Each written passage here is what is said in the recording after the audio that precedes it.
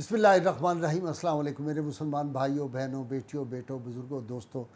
آج میں نے آپ سے بہت ہی اہم موضوع پہ بات کرنی ہے، اور یہ وہ بات ہے جس مسئلے کی طرف میں آپ کی توجہ دلانا چاہتا ہوں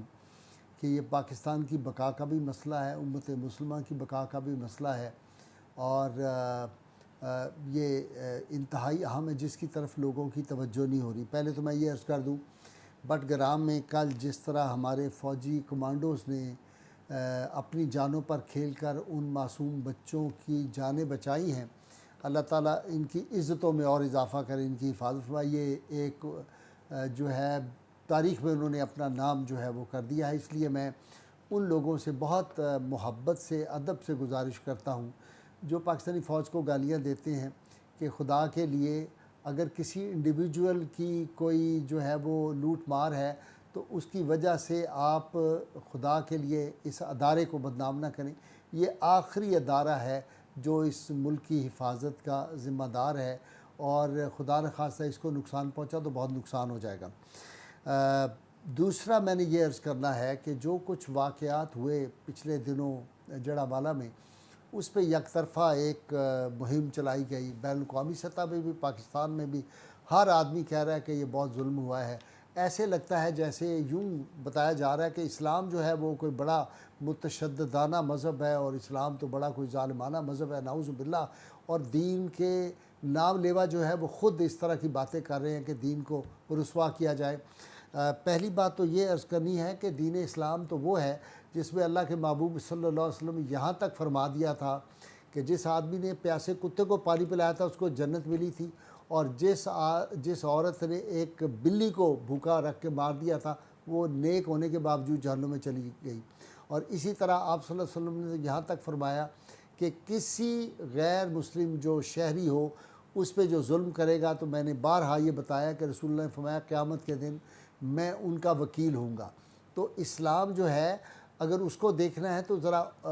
جو غزوہ احد کے قیدی تھے ان سے رسول اللہ صلی اللہ علیہ وسلم کا حسن سلوک دیکھو۔ وہ غیر مسلم تھے، صحابہ کرام خود ان دنوں حالات ایسے تھے، خود فاقے سے رہتے تھے اور ان کو بہترین کھانا دیتے تھے، ان سے حسن سلوک کرتے تھے، اور یہ ہماری تاریخ میں مسلسل رہا ہے۔ ہم نے کبھی قیدیوں پہ ظلم نہیں کیا۔ آپ نے دیکھا نہیں کہ جب ترکی اور فرانس کی لڑائی ہوئی اور ترک کامیاب ہو گئے تھے تو 10,000 قیدی جو تھے فرانس کے، وہ قید میں تھے ترکوں کی، اور جب ان کو واپس لینے کے لیے آئے تو انہوں نے واپس جانے سے انکار کر دیا، کلمہ پڑھا، مسلمان ہو گئے۔ تو ان سے وہاں ان کا جو جرنیل تھا اسے جب BBC کے نمائندے نے پوچھا تھا تو اس نے کیا جواب دیا تھا اس زمانے میں ایک صحافی کو؟ اس نے کہا they fed them well but they robbed them of their religion، کہ انہوں نے ان سے حسن سلوک تو کیا لیکن ان کا دین چھین لیا تھا۔ مسلمانوں کا یہ حسن سلوک ہمیشہ سے رہا ہے۔ ابھی کل کی بات ہے، ابھی نندن جو پکڑا تھا تو 24 گھنٹے کے اندر ہم نے اس کو چھوڑا کہ نہیں، کتنا اچھا سلوک کیا، اس کا اپنا بیان موجود ہے کہ مجھ سے بہت ہی زیادہ حسن سلوک جو تھا پاکستان کی فوج نے کیا تھا۔ تو اس طرح کے واقعات جو ہیں اس پہ میں اگر بتانا شروع کروں، صلاح الدین ایوبی اپنا بدترین دشمن جو ہے اس کا گھوڑا جو ہے وہ مر جاتا ہے تو گھوڑا اس کو بھیجتا ہے، اس کو دوائیوں کی ضرورت ہے، طبیب بھیجتا ہے، دوائیاں دیتا ہے، اس کو ٹھنڈے پانی کی ضرورت ہے، اس کو برف بھیجی ہے، اس سے حسن سلوک کیا ہے۔ لیکن جب میدان جنگ میں جو برسر پیکار تھے ان سے پھر جو ہے وہ جنگ ہوتی ہے، وہ لڑائی ہوتی ہے اپنے دشمنوں سے۔ تو مسلمانوں کی تو تاریخ ہی ہے، انہوں نے کبھی کسی سے غیر مسلم سے دشمن سے بھی، یعنی جو ہے وہ اس نے رسول اللہ صلی اللہ علیہ وسلم فرما دیا کہ تم کسی بوڑھے کو، کسی معبد خانے کو، کسی عورت کو، کسی بچے پہ ظلم، صرف ہمیں اس سے اجازت ہے لڑنے کی جو ہمارے اوپر حملہ کرے، ہمیں حملہ کرے۔ اب رہ گیا کہ جی جن لوگوں نے رسول اللہ صلی اللہ علیہ وسلم کی شان میں گستاخی کی، جنہوں نے قرآن حکیم کی جو تھی بے حرمتی کی، ان کے بارے میں کوئی ایک مجھے آدمی بتا دیں۔ وہ علماء کرام جو جب چلتے ہیں تو ماشاءاللہ ان سے پہلے ان کی جو توندیں ہیں وہ 1-1 فٹ پہلے ان سے آگے چل رہی، ان سے بھی تیز ہوتی ہیں۔ وہ لوگ جن کو کہیں اور سے وہ شربت کڑوے جو ہیں وہ سپلائی ہوتے ہیں، جن کو کہیں سے لفافے ملتے ہیں، وہ یک طرفہ ٹریفک چلا رہے ہیں، ظلم ہو گیا، زیادتی ہو گئی۔ کس نے کہا ہے کہ یہ اچھا ہوا ہے؟ اگر وہ جو ملزم تھے ان کو پکڑ لیا جاتا، بر وقت جو انتظامیہ وہ کچھ کر لیتی تو یہ یہاں تک معاملات نہ پہنچتے۔ جہاں جہاں آپ اس طرح کے واقعات دیکھیں گے وہاں آپ کو نظر آئے گا کہ اب تو یہ ثابت ہو گیا، آج ہی مجھے کسی نے اخبار کا تراشا بھیجا ہے فیصل آباد کی، جس میں انہوں نے کہا کہ یہ پتہ چل گیا ہے کہ ایک بندہ جو تھا وہ باہر کے ایک ملک میں جو تھا بیٹھا ہوا این جی او چلا رہا تھا، اور اس کے رابطے یہاں کے ایک ملزم تھے جو مین جس نے پہلے رسول اللہ صلی اللہ علیہ وسلم کی شان میں اور قرآن میں گستاخی کروائی ہے، وہ آدمی بھی پکڑا گیا ہے۔ اب اس طرح کے واقعات کو اگر نہیں روکتے زور سے تو آپ دیکھ لیں 19 تاریخ کو ساہیوال میں وہی واقعہ ہوا ہے، بالکل اسی طرح کا واقعہ، اور ملزم پکڑا گیا، اس کی ساری تفصیلات میرے پاس ہے، ایف آئی آر نمبر میرے پاس پہنچ گئی ہے۔ تو میں صرف یہ عرض کرنا چاہتا ہوں کہ اس کو دونوں پہلوؤں سے دیکھیں۔ یہ دیکھیں نا، اگر رحمت مسیح میں ان ملزمان کو وی آئی پی ٹریٹمنٹ دے کے اسپیشل جہاز پہ باہر نہ بھیجا جاتا، اگر آسیہ جو تھی اس کو وی آئی پی ٹریٹمنٹ، اور دنیا نے اس کو 28 اب تک جو ہیں وہ اس کو وہ میڈل جو ہیں اور وہ اعزازات جو ہیں وہ نوازا جا چکا ہے، جن ماشاءاللہ منصفوں نے فیصلہ دیا تھا اس کے حق میں، اور جنہوں نے عاشق رسول کو جو تھا تختہ دار تک پہنچایا، ان کو ہارورڈ کی وہ جو ہیں فیلوشپ مل رہی ہیں، ان کی اولادوں کو باہر داخلے ملتے ہیں، ان کو جب پیسے، ان کی جائیدادیں، جس کسی جج کی جائیداد باہر ہوگی وہ پاکستان میں کیسے فیصلہ کرے گا جی؟ صحیح، اس کو تو اپنی جائیداد کا ہر وقت فکر رہے گا کہ اگر میں نے کوئی صحیح فیصلہ دے دیا تو وہاں میری جائیداد ضبط نہ ہو جائے، میرے جو پیسے ہیں باہر کے بینکوں میں نہ ہو جائیں۔ یہ بڑی تلخ حقیقتیں ہیں، اور میں سمجھتا ہوں کہ ججز کو بھی کبھی، جن کے پاس کل کو کیس جانے ہوتے ہیں، ان کو کبھی کسی ایک پارٹی کے لیے جانا نہیں چاہیے، ان کا کام نہیں۔ سیاستدان کریں، حکومت کریں، یہ بڑے افسوس کی بات ہے، ان کو اس بات پہ غور کرنا چاہیے۔ اور یہ مجھے ایسے لگ رہا ہے، میں اس لیے دکھی ہوں یہ بات کر رہا ہوں، مجھے لگا اس پاکستان میں یا اسلام مظلوم ہے یا اللہ کے محبوب صلی اللہ علیہ وسلم، حضور صلی اللہ علیہ وسلم کے ساتھ جو کچھ طائف میں پیش آیا تھا، مجھے لگتا ہے کہ اب کے دور میں شاید وہی طائف والا جو سلوک یہاں پہ ہے۔ نبی کریم صلی اللہ علیہ وسلم کی حرمت اور عزت جو ہے وہ ہمارے لیے زندگی اور موت کا مسئلہ ہے۔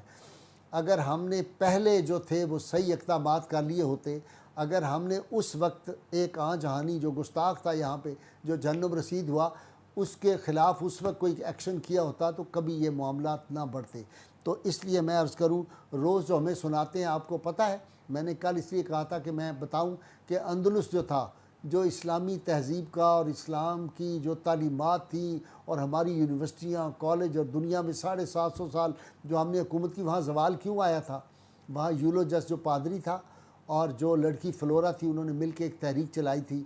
کہ رسول اللہ صلی اللہ علیہ وسلم کی جو گستاخی کرے گا وہ سیدھا جنت میں جائے گا۔ اور اس کے بعد لوگ گستاخیاں کرتے تھے، وہاں بھی جو لبرل طبقہ تھا وہ کہتے ہیں نہیں جی نہیں، کوئی بات نہیں، چھوڑ دیں، ان کو بھی اس طرح وی آئی پی طریقے سے چھوڑا گیا تھا۔ اس کا رزلٹ پھر یہ نکلا تھا، ایک مسلمان باقی نہیں رہا تھا، سب کو تہ تیک کر دیا گیا۔ اور پھر وہ جو عبداللہ تھا اور محمد الزغل جو آپس میں لڑتے تھے، جس طرح پاکستان میں آج مختلف یہ ملا جو ہیں امت کو لڑا رہے ہیں، مختلف فرقہ بندیوں پہ سیاستدان، نفرتوں کی سیاست اور یہ جو انتقام کی سیاست چل رہی ہے، اس سے جو ہمارے ملک میں افراتفری پھیل رہی ہے، جس طرح کی دہشت گردی ہو رہی ہے، تو خدا نخواستہ وہ وطن کی فکر کر ناداں، مصیبت آنے والی ہے، تیری بربادیوں کے مشورے ہیں آسمانوں میں۔ تو وہ دونوں جو تھے محمد الزغل، عبداللہ، پھر ان کی حالت یہ تھی کہ غیروں کے کہنے پہ اس وقت بھی نصارہ جو تھے انہوں نے ان کو یوز کیا، دونوں کو لڑایا، اختلافات ہوئے، اور پھر اور جو گستاخان رسول تھے ان کو چھوڑ دیتے تھے، روز تھوڑی بہت ان کو پکڑا پھر ان کو چھوڑ دیا۔ یہ جو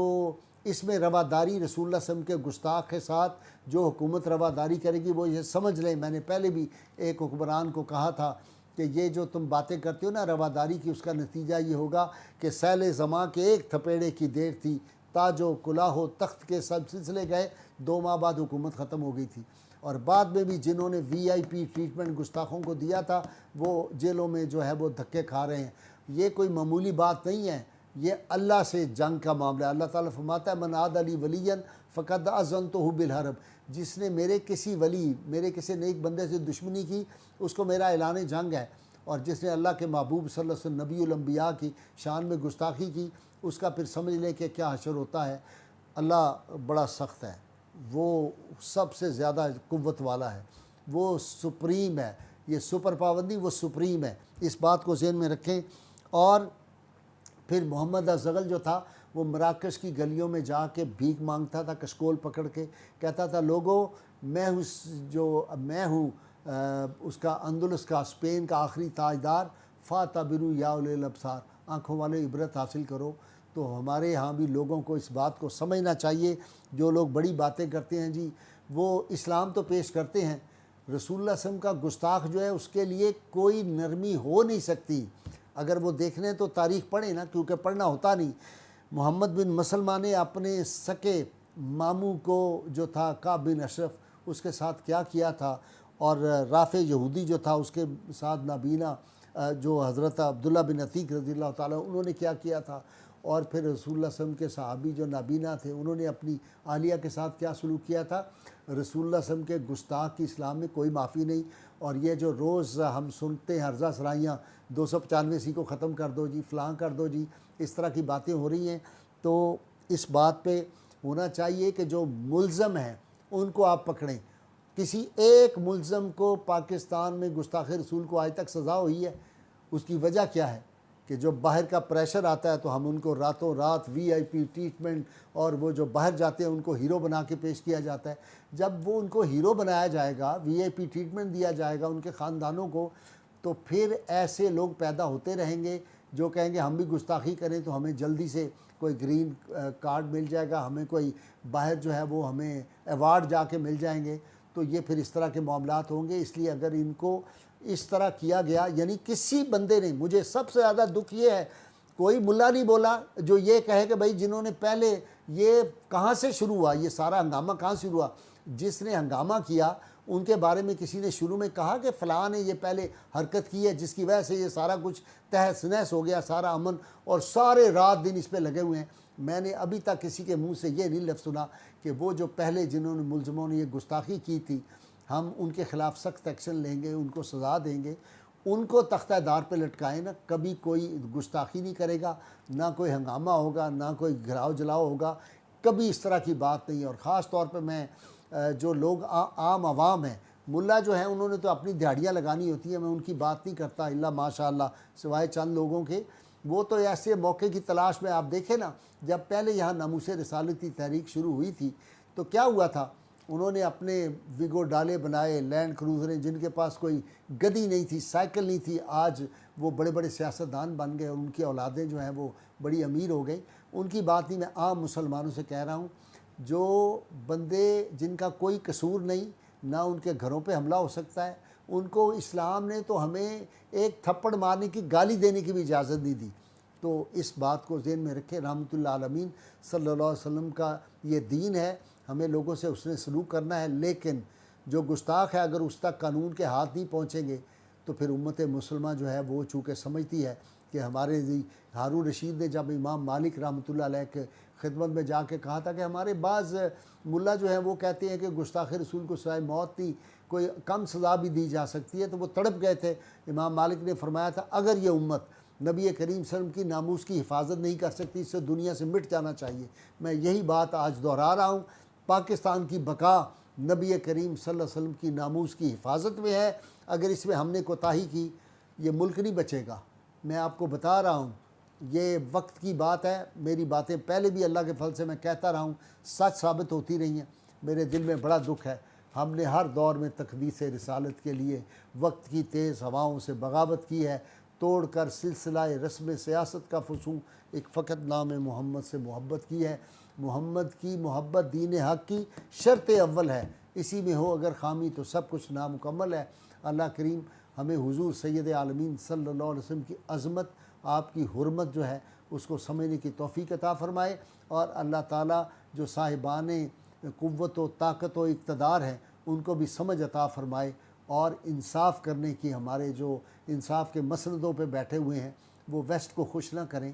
کبھی سوچیں اللہ رسول کو خوش کریں، نہیں کریں گے نا، اللہ رسول کو دھوکہ نہیں دے سکتے۔ آپ دیکھیں گے یہ ایسے عذابوں میں مبتلا ہوں گے، میں آج پریڈکشن کر رہا ہوں کہ ان کی نسلیں یاد رکھیں گی ان پہ کیسے کیسے عذاب آتے ہیں۔ اللہ اپنے محبوب کی شان میں گستاخی، اپنی کتاب اللہ کا قرآن جل جائے، اللہ کا قرآن پھاڑ کے اس پہ گندی چیزیں لکھی جائیں، تو یہ کیسے چلیں؟ دنیا والے تو نہیں کر سکیں گے۔ اگر ہم اپنی کمزوری دکھائیں گے، اوپر والا جو ہے وہ کمزور نہیں ہے، وہ سپریم ہے، وہ جب چاہے ایک لمحے کے اندر، وہ تو مچھروں سے بڑے بڑے نمرودوں کو مروا دیتا ہے، وہ تو چھوٹے سے ابابیل سے، چڑیا جتنے سے ہاتھیوں کو مروا دیتا ہے، اس کی قوت، طاقت، عظمت، اختیار وہی ہے جو اس کا پہلے تھا، روز ازل سے لے کر اب تک اور قیامت تک اس کی طاقت قوت کبھی کمزور نہیں ہوئی۔ میں نے بڑے تجربے کیے ہیں۔ آنکھ رکھتا ہے تو دریا کی طغیانی پہ نہ جا، ہم نے دریاؤں کو چڑھ چڑھ کے اترتے دیکھا۔ نعرہ مل کے لگائیں گے، پاکستان کا مطلب کیا؟ لا الہ الا اللہ محمد رسول اللہ صلی اللہ علیہ وسلم۔